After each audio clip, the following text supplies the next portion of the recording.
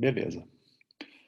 Tá gravando, a gente vai continuar aquilo que a gente estava conversando na aula passada sobre as formas de fazer a exodontia, vários casos assim de como fazer a exodontia, que vocês vão aos poucos se deparando com alguns casos. Eu mostrei alguns casos semana passada, até usando broca para fazer a osteotomia, para fazer a odontosecção, e isso foi de propósito. Pode ter certeza que se eu já devia ter trocado isso. Pode ter certeza que se aparecer um caso que tenha osteotomia ou odontosecção, a gente não vai deixar passar. A gente vai fazer junto com vocês, né? Porque a gente vai voltar com muita vontade de ter as aulas práticas, que vocês possam praticar. E se a gente chegar e dizer, não, esse caso não é para cirurgião. Não, não, esse caso não deu hoje. Pô, né? O que tiver ali, a gente vai a gente vai fazer. Se não for um caso de cirurgia 1, a gente vai fazer e vocês vão auxiliar. Então, é importante já ter esse conhecimento desde então, né? A gente quer botar a mão na massa junto com vocês aí o quanto antes. Bom, lembra que a gente estava falando desse caso aqui, da extração deste dente aqui, né? Talvez não lembre, mas agora com essa foto talvez lembrem. Eu mostrei um vídeo no qual eu falei que a gente poderia trabalhar só com um sindesmótomo, atuando como se fosse um periótomo, atuando com um periótomo, ou seja, no ligamento periodontal. Só trabalhando ao redor do dente. Cadê meu negocinho do zoom que era para ficar aparecendo sempre? Eu não compartilhei a tela, eu acho, né?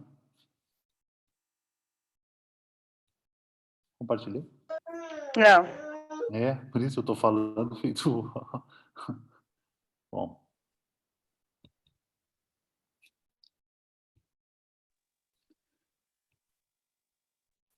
Agora sim, estava esperando aparecer o negócio. Eu falei, voltando,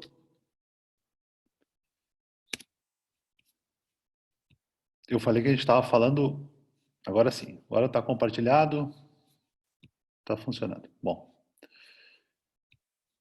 eu falei que a gente estava vendo essa parte aqui, lembra que eu mostrei um vídeo no qual, trabalhando com o periótomo, só no periodonto, só com o cinesmótomo, aqui não foi nem de fórceps, nem de alavanca, justamente por essa questão de de não conseguir, não tem como entrar de fórceps aqui diretamente, né? E apoio para alavanca, a gente também não seria o caso. Então, a gente trabalhou direto com a aluna trabalhou aqui diretamente com um sindesmótomo, mas poderia ser perfeitamente com um periótomo, né? Só trabalhando um movimento para fazer essa exodontia, que foi quando a gente terminou a aula. Só que nesse mesmo dia, foi feita a exodontia deste outro dente, deste segundo pré-molar, do 15, ele também foi feita a exodontia dele. E é a partir dali que a gente vai continuar a nossa aula. Né? Que era o vídeo que eu tinha mostrado para vocês. Então foi feita a exodontia deste resto articular e depois a gente está atrás agora deste pré-molar aqui. Bom, lembra que uma das primeiras coisas que eu falei foi viabilizar condição para usar o instrumento da forma adequada. Não era um dente, se a gente olhar um dente aqui, um dente está um pouco frágil, um pouco, parece que tem uma secção nele no sentido mesiodistal, separando a raiz vestibular da raiz palatina. E se a gente for direto num fórceps aqui, pode ser que ele frature. Olhando a radiografia dele, não é um dente curto, não é um dente curto como o seu dente vizinho que já foi tirado, ou seja, tem que ter cuidado e atenção. Então eu pedi para a aluna fazer, primeiramente, uma incisão intrasulcular, que a gente vai ver esse vídeo agora, fazer uma incisão intrasulcular. A incisão intrasulcular, como eu falei, é somente dentro do sulco gengival. E vai ser descolada essa papila, certo? E aí vai ser colocado uma alavanca aqui, o mais apical possível, para fazer, né, a gente já vai ver com a face reta da alavanca de Selden virada, com a parte plana da alavanca de Selden virada para o dente que eu quero extrair, e ela vai entrar perpendicular ao dente, né, por vestibular, embaixo dessa papila, o mais apical possível. Vamos ver esse vídeo.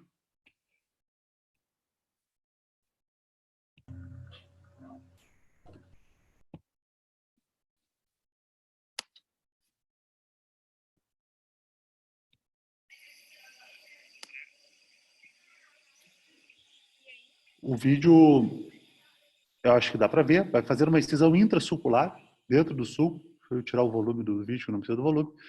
Vai fazendo uma... Quero aumentar isso aqui. Esse descolamento aqui com uma lâmina de bisturi, não, né? Como eu falei, eu priorizei e fiz de propósito. Eu poderia perfeitamente, nas ressonâncias que eu faço, gravar. Mas eu fiz de propósito de gravar o vídeo feito por aluno da faculdade na faculdade, né? Depois de feita essa incisão intrasulcular, o correto é tu pegar o descolador de Molt para descolar essa papila e não usar o bisturi para descolar, tá? O bisturi não é um descolador, certo? Então, a incisão intrasulcular nesse, né, vai ir dentro do sulco na papila e pegar o descolador de Molt com a pontinha mais fina do descolador de Molt para fazer o descolamento da papila, tá? Não com o bisturi como está aqui. E vai fazendo a incisão intrasulcular. O importante é levantar, isso aqui era para estar fazendo com o descolador de Molt. Muito bem. Daí, vamos ver o que vai pegar, que eu também nem me lembro tanto do vídeo, mas vamos ver o que aparece.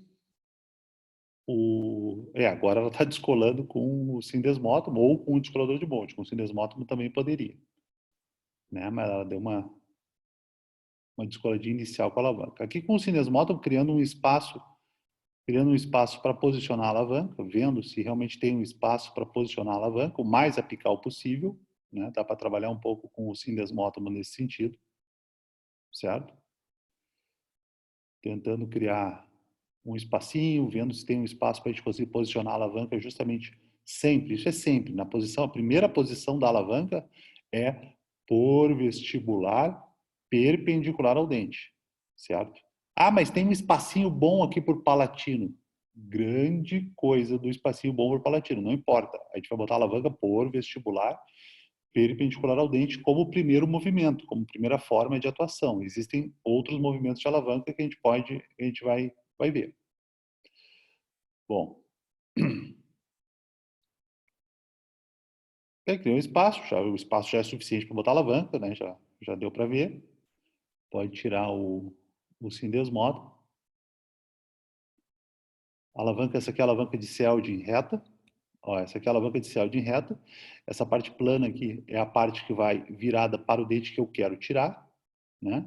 E a parte convexa da alavanca de Selden reta vai ficar para o dente vizinho, virada para o dente vizinho. A parte plana é a parte convexa. Vai entrar perpendicular ao dente. E neste momento aqui, devemos colocar, eu acho que a gente deve tirar, eu acho não, tenho certeza, a gente deve tirar o afastador e botar a mão aqui, o polegar na vestibular, o indicador aqui no palato, para ter um controle da ação dessa alavanca. O dente pode quebrar e a alavanca escapar e atingir o palato do paciente lá do outro lado, né? Já aconteceu com um colega meu durante a faculdade, né, no qual ele escapou a alavanca justamente nessa posição por não colocar o dedo aqui para proteger, pegou no palato do outro lado do paciente e ainda ele teve a cara de pau de tirar o campo aqui do paciente e perguntar, doeu ou foi só o susto? Né? Perigo ter sido só o susto, né? Não foi só o susto porque a gente pegou lá no palato, né, de fato, do outro lado. Então, a gente deve colocar a mão para ter um controle melhor da alavanca. Aí vocês vão perguntar, vou botar meu dedo aqui, vai furar meu dedo. Não vai furar o dedo. Não tem, é muito perto a ponta até o dedo. Não tem distância e nem é pontiagudo o suficiente para furar o teu dedo, para machucar o teu dedo. Bom, ela botou o dedo aí. Para proteger. Ó. Justamente isso aqui. Isso aqui protege, né, tia? Isso aqui a gente consegue ter uma proteção porque senão isso aqui escapa. Fazer do jeito que estava antes, tu deixa escapar a alavanca e vai no palato. E vai. Hoje de manhã eu estava fazendo um terceiro molar, eu fiz o apoio da alavanca e o dente saiu. Só que ele saiu de um jeito muito rápido, assim, né? E a alavanca foi, só que ela parou no meu dedo. Tranquilo. Parou no dedo, tranquilo. Não escapou a ponto de chegar lá em palato mole ou na região posterior do palato duro. E se perguntar se já aconteceu comigo, eu digo que sim, já aconteceu comigo, eu já deixei escapar. Então, o certo é a gente posicionar o dedo aí como forma de proteção, né? E se quiser botar esse polegar aqui, ó, na vestibular, a gente coloca no vestibular, fica melhor ainda, certo? E aí ela vai girar a alavanca, ó. A câmera está saindo, mas ela vai girar a alavanca. Vai girar a alavanca e o dente não vai se mexer. Aí o dente acabou não se mexendo, até por falta de apoio da alavanca, por falta de posicionar melhor. Tem como posicionar melhor, eu tenho certeza que acertando a posição ali, o dente mexeria sim. Mexeria significa luxar, que eu já expliquei na aula passada. O dente luxaria sim. Mas eu deixei ela fazer um pouco, ela resolveu pegar o fórceps, né, em vez de tentar posicionar um pouco melhor a alavanca, e foi de fórceps.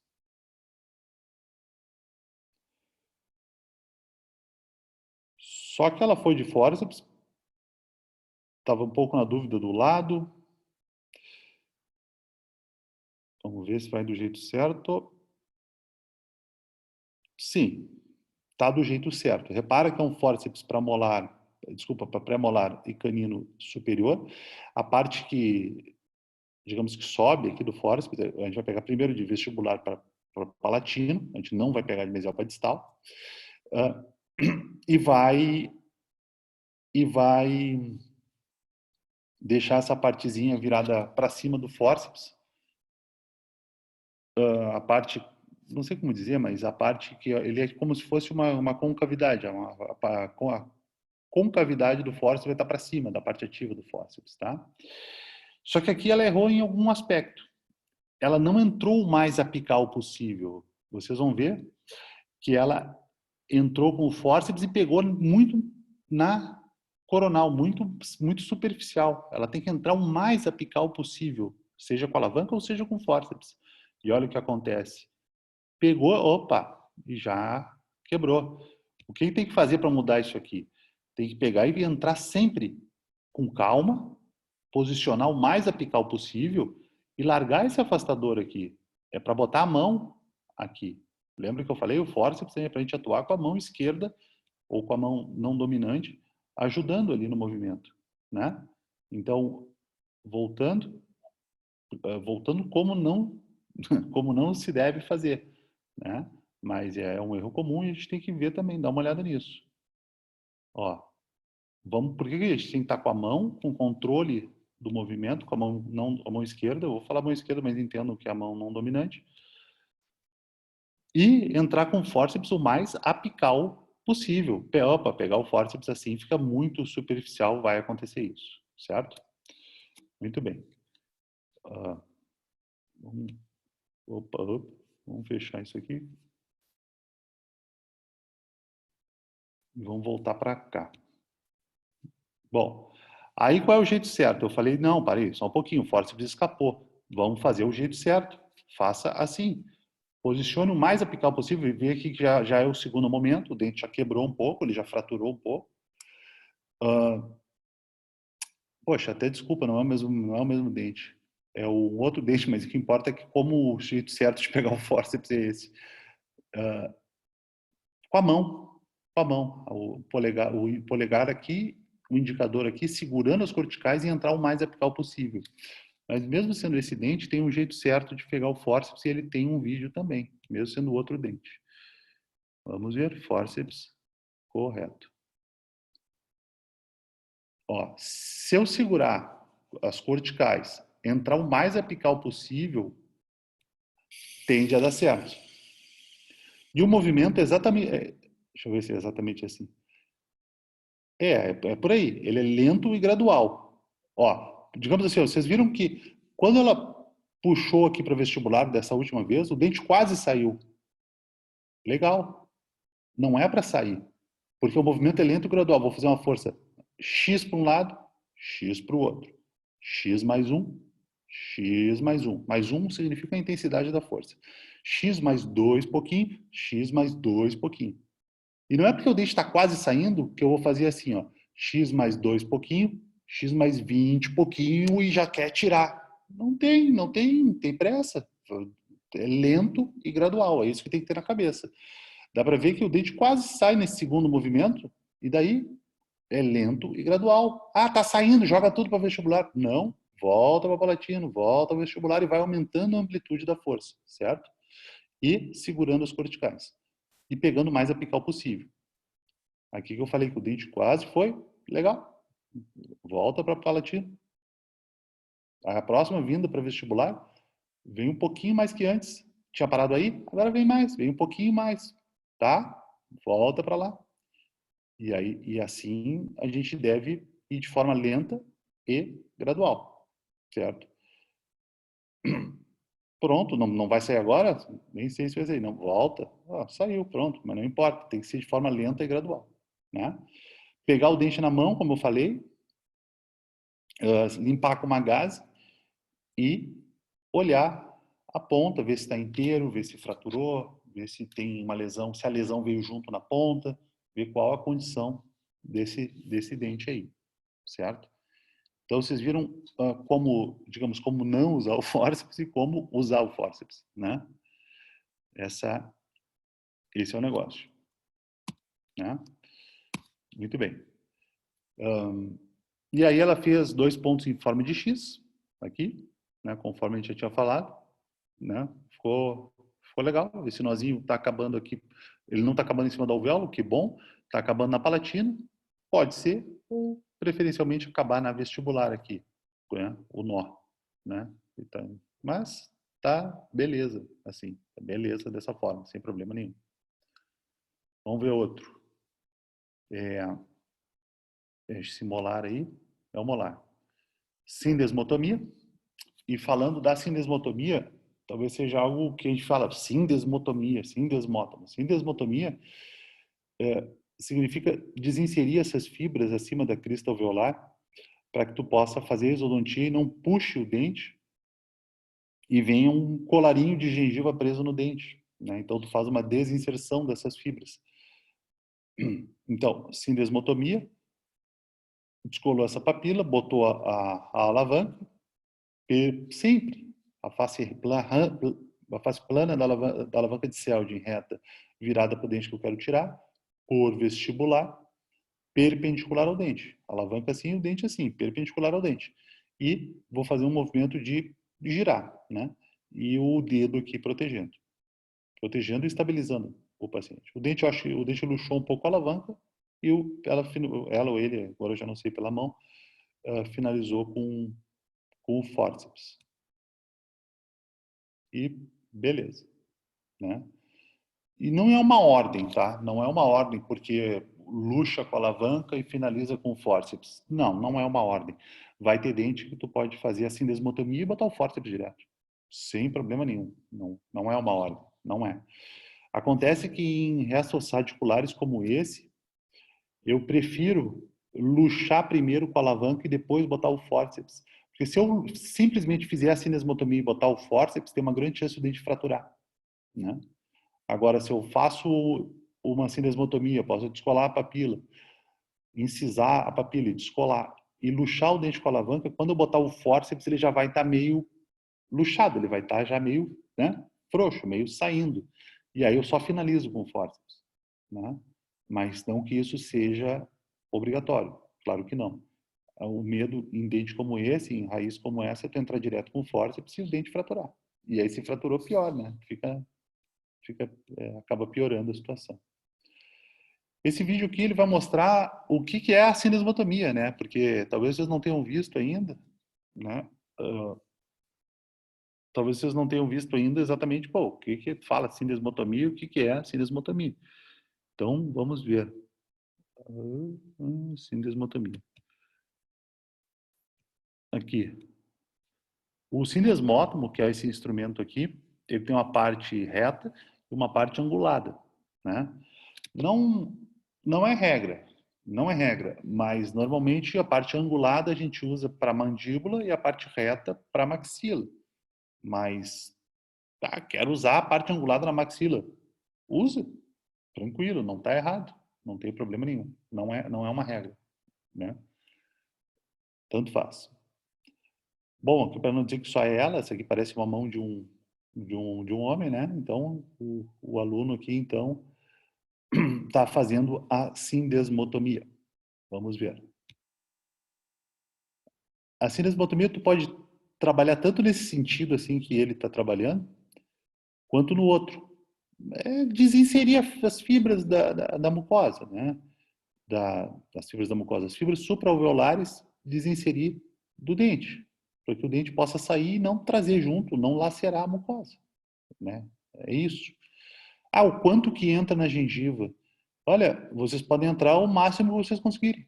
Dá para entrar o máximo que eu conseguir, que ajuda, né? Não precisa ter medo de entrar.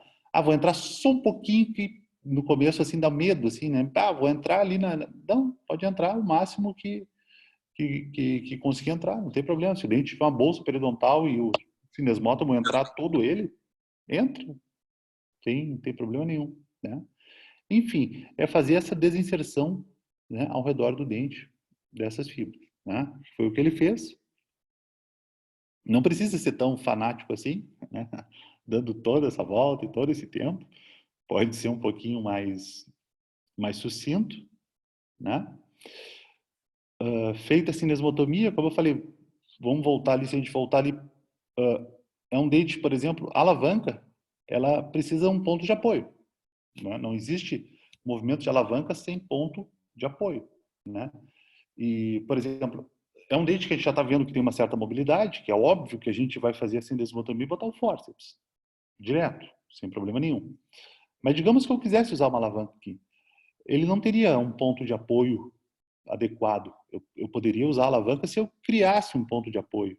Isso é um assunto lá para a cirurgia 3, cirurgia 4, que é fazer uma osteotomia e tentar criar um ponto de apoio. Ou, se eu tiver que fazer uma odontosecção, cortar o dente ao meio, aí eu posso usar a alavanca também ali na parte que eu seccionei, ou até criar um ponto, enfim, né?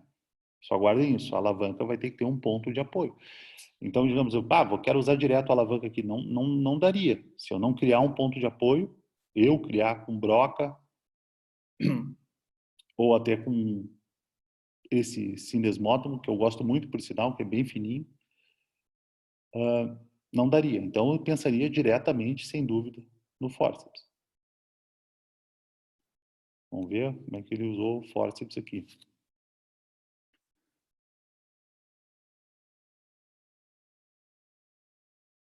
Esse é o fórceps para molar inferior, tá? Ele tem justamente essas duas cristas aqui, dá para ver mais ou menos, né? Mas vamos ver.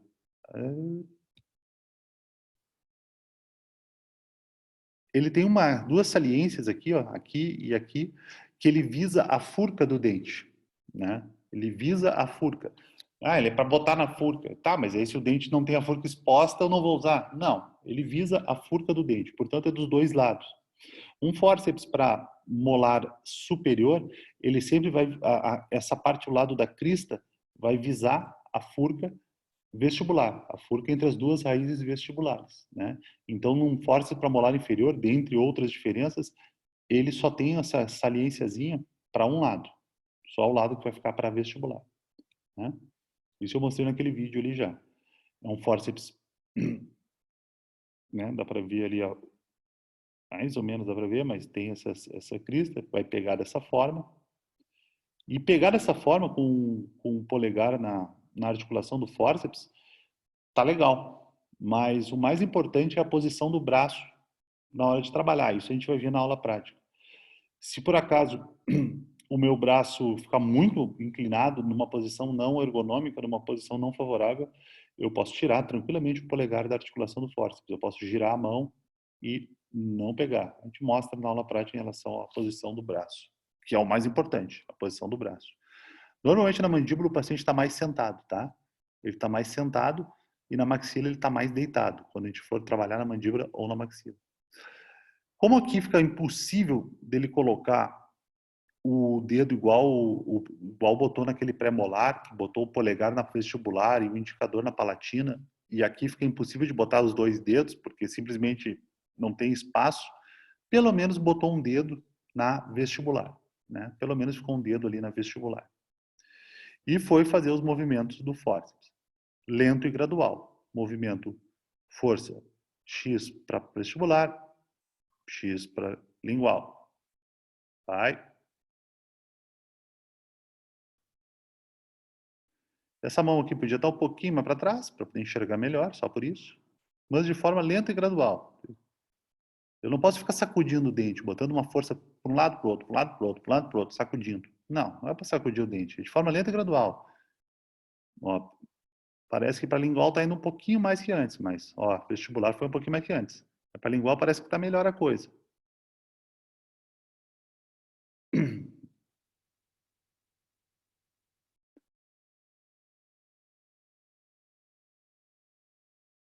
E volta. Às vezes pega o fórceps aqui no lábio, né? E, enfim, de forma lenta e gradual. Muito bem.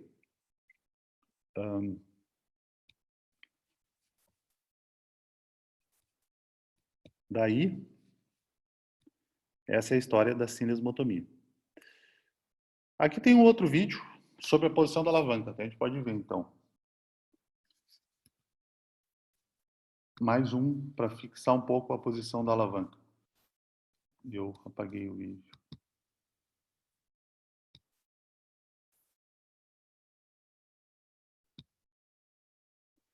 Tu vê que, para começar, sempre, embaixo da papila, essa papila já foi incisada, já foi descolada, parte plana da alavanca de Selden virada para o dente que eu quero tirar, perpendicular ao dente. Beleza. Poderia estar com o dedo aqui? Poderia, mas aqui às vezes também vou dizer que o auxiliar tem que segurar. Aqui a gente estava filmando e acabou não botando o dedo ali. Mas o movimento é o movimento de girar. Ó. Esse aqui está se deitando um pouquinho no dente. Queria um movimento mais de girar. Isso aqui é um movimento de alavanca. Tá. Não mostrei esse movimento aí. Esse movimento está se deitando muito no dente vizinho. Eu queria um movimento mais de girar. A gente vai fazendo a turma de vocês nos vídeos novos, então, em relação a esses movimentos. Aquele movimento que estava fazendo era um movimento da posição como se fosse... São 5 movimentos, 4 movimentos de alavanca, basicamente. O movimento de girar, que eu não consigo demonstrar aqui, mas na parte prática ali a gente vai falar. Chama-se sarrilho, Clayton deve ter falado. O movimento de ação interfixa e interresistente, que é o que ela estava fazendo, né, de jogar um pouco o dente para trás e jogar um pouco para frente, e o movimento de cunha, a ação de cunha da alavanca, né, que ali estava um pouco combinado. Então, eu tento ser claro sempre, mas dessa vez eu não consigo ser claro porque eu não tenho como mostrar para vocês na mão, mas na aula prática a gente vai ser claro e vai explicar exatamente os movimentos da alavanca. Tem gente que chega no final do 4º ano, chega no 5º ano e não consegue compreender ainda como que o dente sai usando uma alavanca. E não vai ser, né, numa aula à distância que vocês vão compreender. Então não se preocupem, a gente vai ter tempo para discutir isso aí, tá? Bom, mais um dente aqui. Vamos ver qual é? Sindesmotomia.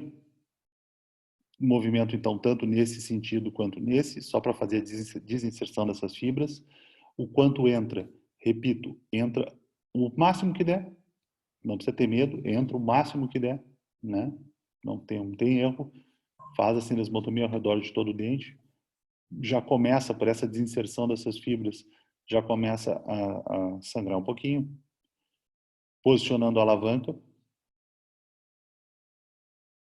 Opa! Posicionando a alavanca e aqui nesse caso finalizando com fórceps por aqueles motivos que eu já descrevi, né? Dentre eles não evitar de fraturar a coroa, o remanescente radicular, o remanescente coronário, usando fórceps de forma direta. E daí, isso é algo que vocês não disseram ainda, porque não tivemos as práticas. E eu sempre essa aula, geralmente, eu falo até nessa época, porque sempre tem alguém, ou vários alguéms, que dizem assim, bah, olha só, Vini, professor, dá uma olhada lá. Tá muito feio aquilo. Tá muito feio. O alvéolo tá feio. Tem uns troços branco, tem uns troços preto. Tá... Bom, o que eu digo? É o 5º aspecto. O alvéolo feio não é sinônimo de problema. Não quer dizer nada. Ele pode estar feio. Ele pode estar todo branco aqui, um tecido necrótico superficial. Pode estar um buraco. Literalmente, tu tira os pontos, está um buracão. Um buracão que tu lava e sai resto de comida lá de dentro. Tá um buraco com comida dentro. Pode estar. Pode estar, tá?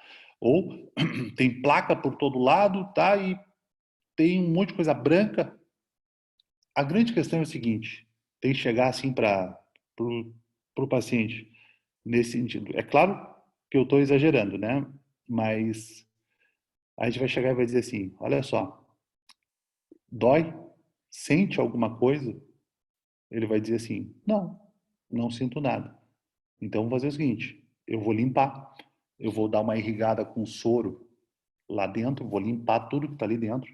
O senhor, a partir de agora, vai passar a bochechar. A bochechar o quê? Água com pasta de dente. Bochechar água da torneira. Não precisa bochechar nada de especial. Vai bochechar simplesmente para limpar lá dentro, para não deixar cair comida mais lá dentro. O senhor vai limpar bem toda vez que comer, né? E vai fechando. O alvéolo, ele vai fechando, o buraquinho do alvéolo, né? Ele fecha em 3 meses, né? Mas a cada semana ele vai fechando um pouquinho mais. Então, se o alvéolo tá feio, tá um buracão, deixa eu ver se tem alguma outra imagem aqui. Se o alvéolo tá feio, tá um buracão, grande coisa. O que tem que saber é se ele está assintomático, né? Se dói. Se não dói, pode estar o buracão que quiser, né? O paciente deve ser orientado a higienizar, cuidar e deu, tá? Agora, ele pode te dizer o contrário. Tu olha o alvéolo tá feio, e aí tu pergunta, senhor, dói? O alvéolo tá sentindo alguma coisa? Aí ele te diz assim, ó, dói. Aí tu, puxa vida, eu sabia quando era não. Quando é não, eu mando limpar e tá tudo certo. Quando ele diz dói, aí tu, opa, tu tem que fazer o seguinte, tu tem que fazer uma segunda pergunta. Dói como? Dói desde quando? Aí ele vai te dizer assim, olha, eu tirei o dente na terça passada, tá? Mas cheguei em casa, passou anestesia, o negócio doía, que era uma beleza, doía, no outro dia eu acordei, dor. E aí tu vai perguntar assim, então tá melhorando? Ele vai dizer, sim, porque o senhor não viu na quinta. Na quinta tava inchado, tava com o olho fechado de tão inchado e doendo. Digo, sim, na quinta tava assim. Ah, tá. E hoje que é essa quinta agora? Não, agora tá melhorando, mas tá doendo. Legal. Então tu tem que dizer assim, ó, é uma dor pós-operatória. Isso é sinal de uma dor pós-operatória. Ela está doendo desde o dia que ele tirou o dente. E ela está decrescendo, está melhorando, entende? Então não precisa se preocupar. Tu vai dizer para o paciente a mesma coisa. Ok, mantenha limpo, vá controlando, né? E se a dor continuar melhorando, tudo certo. Entende? Porque assim, ó, não existe dor, não existe nenhum livro que diz assim, ó, quando o paciente for tirar os pontos, não pode mais estar doendo. Isso não existe. E em 7 dias não pode mais estar doendo. Quem disse que não, pode estar doendo até 10 dias, 15 dias, não sei. O importante é a dor ser decrescente, é estar melhorando a cada dia. Entenderam? Esse que é o ponto. Então, retomando. Primeiro aspecto, eu olho um alvéolo desse aqui. Que nem tá feio, tá? Só para dizer que ele nem tá feio, podia ter posto outros muito piores. Ele nem tá feio. Mas eu posso botar um alvéolo desse aqui. Ou outros muito piores que esse. Eu sempre perguntei como é que o senhor passou, tudo bem, tá melhor agora, né? E aí ele vai dizer para o tio assim, bah, doutor, tem um negocinho preto lá no fundo, lá, ó. Aí tu vai dizer assim, ó, o senhor sente alguma dor? Não. Não sente? Mantenha limpo, passa a escovinha, tudo certo. Tá. O senhor sente alguma dor? Sinto. Como é que é essa dor? Desde quando tem essa dor? Olha, doutor, desde que eu tirei o dente, tá doendo. Bom, então tá melhorando. Tá melhorando. Isso é outro aspecto. Mantenha limpo, tudo certo. Agora, pode ter uma terceira situação. Ele chega e diz assim, dói agora, senhor? Dói, tá doendo. Digo, tá, mas tá doendo como? Desde quando? Olha, eu tirei esse dente na terça, quarta uma maravilha, quinta fui até no aniversário lá da minha sogra lá, nada, tranquilo, mas olha, doutor, acordei no sábado com esse negócio doendo de um jeito. Bom, aí é outra história. Dor, depois de 3, 4 dias da extração, se chama alveolite, se chama uma infecção do alvéolo. Bom, aí eu não posso simplesmente chegar para o paciente, mantenha limpo e tchau. Aí não. Aí eu tenho que limpar, orientar que ele mantenha limpo e prescrever antibiótico, né? E eu limpar o alvéolo e prescrever antibiótico. Se ele já estiver tomando antibiótico, eu tenho que trocar o antibiótico. Se ele está tomando um e não resolveu, vamos trocar o antibiótico, tá? Então, são esses aspectos que aos poucos a gente vai vendo, certo? Muito bem. E daí, ele vai voltar e vocês têm que começar a entender o que acontece quando tira o dente, né? Por que que fica um buraco, né? Quando que esse buraco fecha, né? Porque literalmente são perguntas que o paciente vai falar para vocês, no sentido assim, doutor, tem um buraco? Eu digo, sim, sim, tem um buraco. O buraco vai fechar, ele fecha de fora para dentro, a mucosa fecha antes do tecido ósseo, tu vai mantendo limpo, em até 3 meses ele vai estar fechado. Ele vai usar essa palavra, ele vai remodelar. Ele vai remodelar o alvéolo e o alvéolo vai fechar o buraquinho. O buraquinho não vai ficar para sempre, né? E fica, às vezes, até 2, 3 meses. Né? Não o buraco, porque a mucosa fecha antes, mas fica uma depressão. Se alguém já tirou o siso, isso, dá para perceber que isso pode acontecer. Às vezes a gente dá até uma seringa para o paciente lavar lá dentro, com água da torneira mesmo. Né?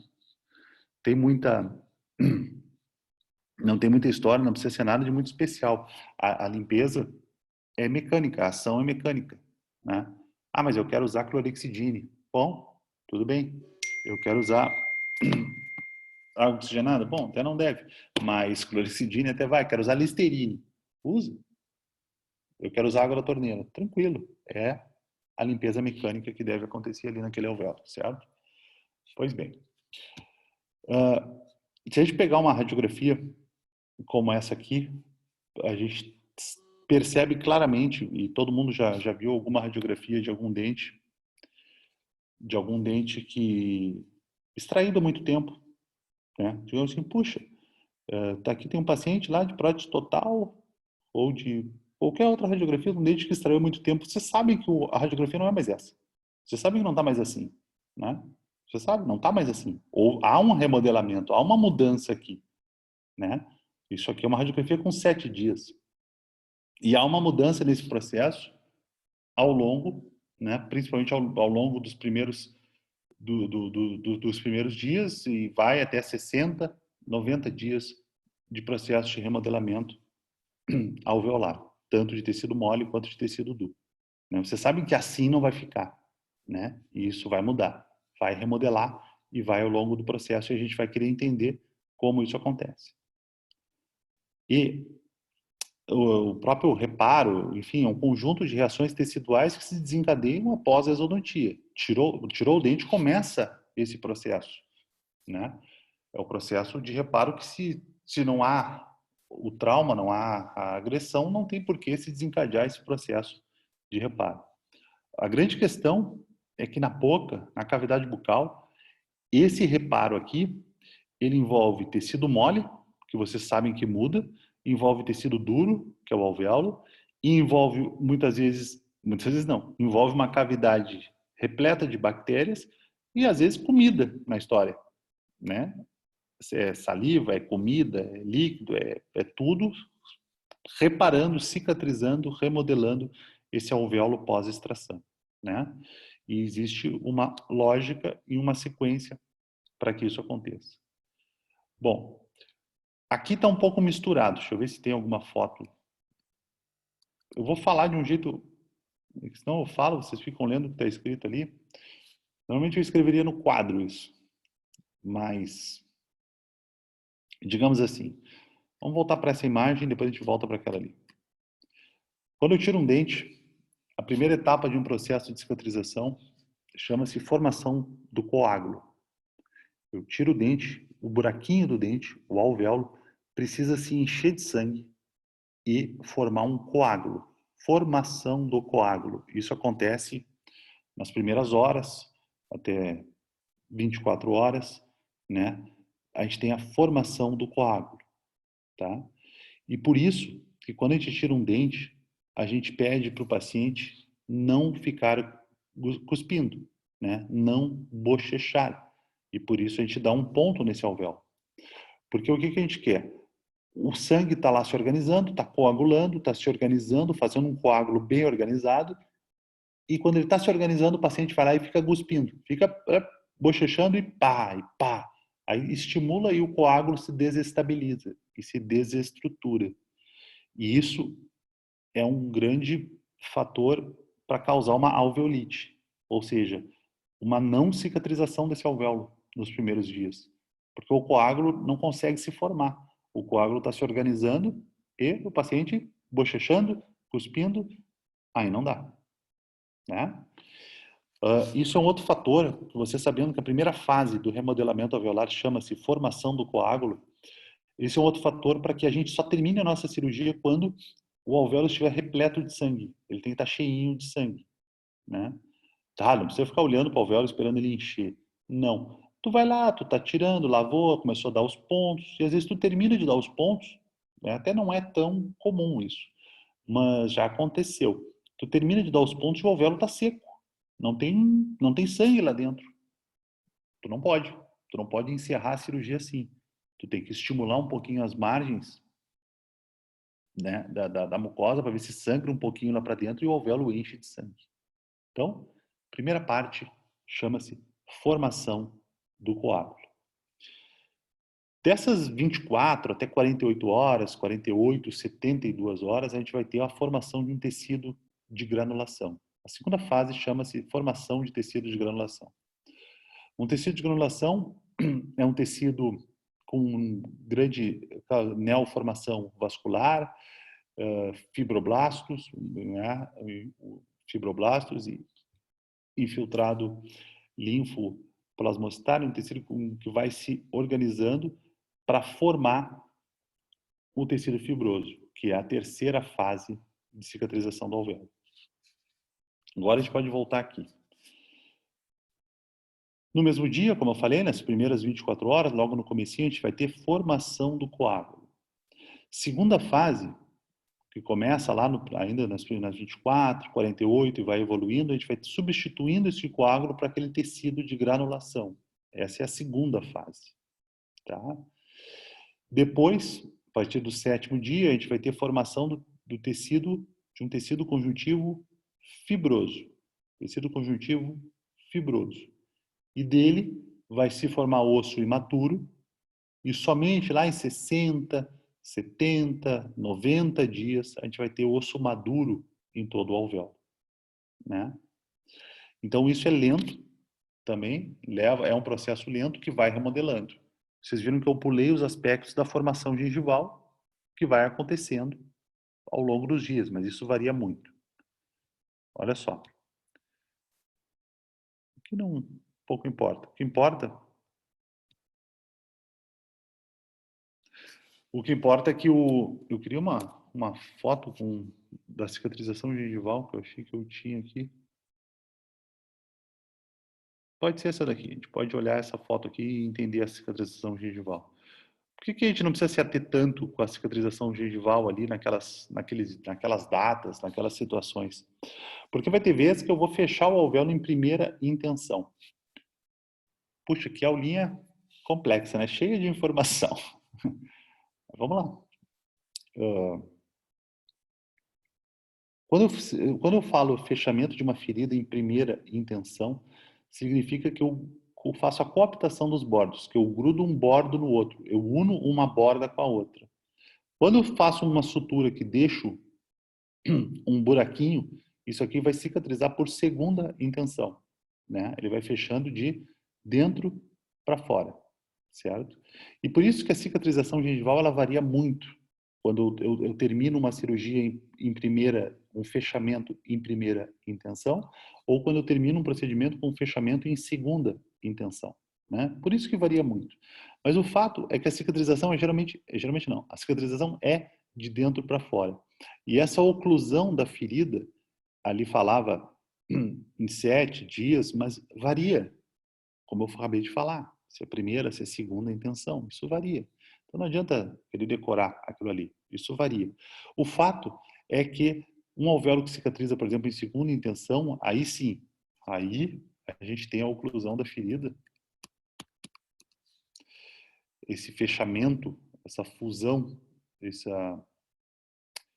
essa oclusão da ferida a gente vai ter lá em 7 dias, 7, 8, 10 dias, e sempre vai ser o aspecto de cavidade.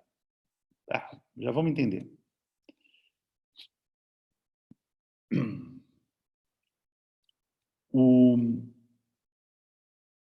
E um posterior espessamento.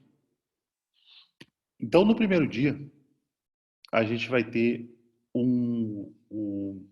a formação do coágulo. Então, a gente foi clinicamente, a gente tem um alvéolo preenchido por sangue, tudo aberto. Aqui temos o osso alveolar e coágulo, né? É totalmente radiolúcido, delimitado por uma linha radiopaca. A linha radiopaca contínua, que é a linha, a lâmina dura que a gente observa naquela periapical. 2, 3, 4, 5, 7 dias a gente vai formando o tecido de granulação que vai sendo, né, vai ocupando o espaço anteriormente preenchido pelo coágulo. A gente já viu isso, né? E aí a gente viu que o próximo passo chama-se formação de tecido fibroso. Formação de tecido fibroso. E por isso, esses fibroblastos, eles vêm de remanescentes do ligamento periodontal. Eles são, vários autores dizem isso, né? Que esses remanescentes do ligamento periodontal ajudam na formação desse tecido conjuntivo. E por isso que eu falei que a gente não tem que curetar o alvéolo quando não tem patologia associada, né?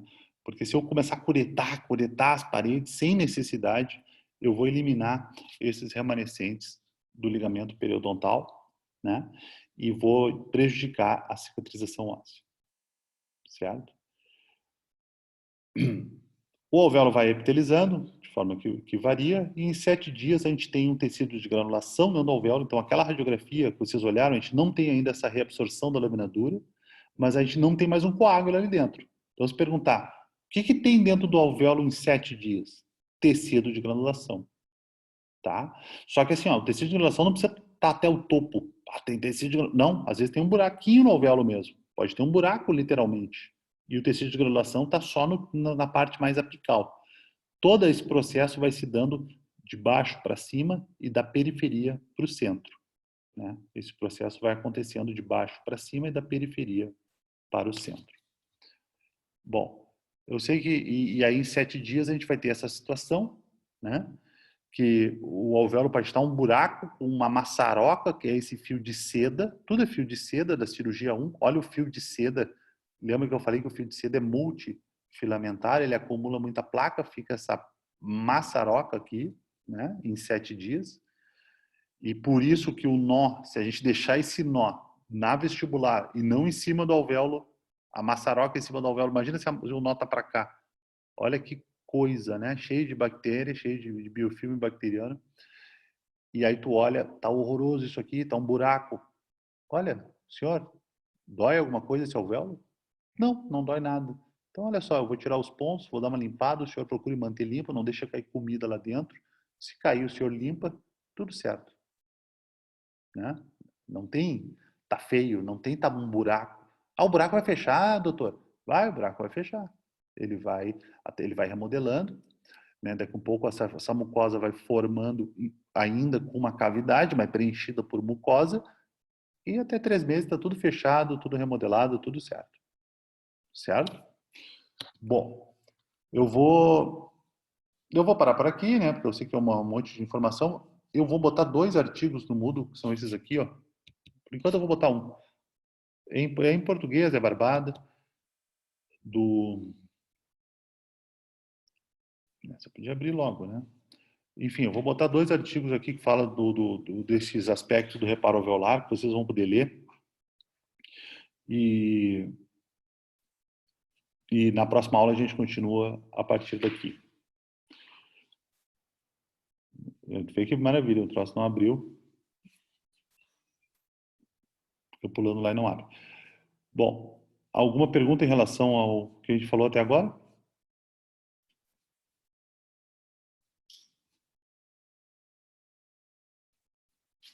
Bom, abriu aqui. Esse artigo aqui, entendeu? O professor João, da pediatria, que participou, mas ele fala bem dos aspectos do reparo alveolar. Vocês podem ler, que na próxima aula vai ficar tudo o que eu estou falando muito mais claro, certo? Bom, então, nenhuma pergunta? Então, boa noite. Eu vou botar isso aqui no Moodle, depois eu boto o link da aula gravada. E até a próxima semana, então.